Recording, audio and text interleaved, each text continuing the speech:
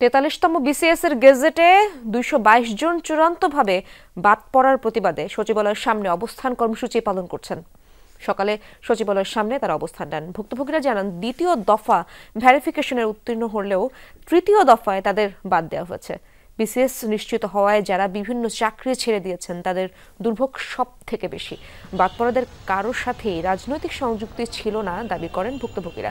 পরে কয়েকজন চাকরি প্রার্থী সচিবালয়ের ভেতরে গিয়ে দাবি সম্বলিত লিখিত আবেদন জমা দিয়ে আসেন।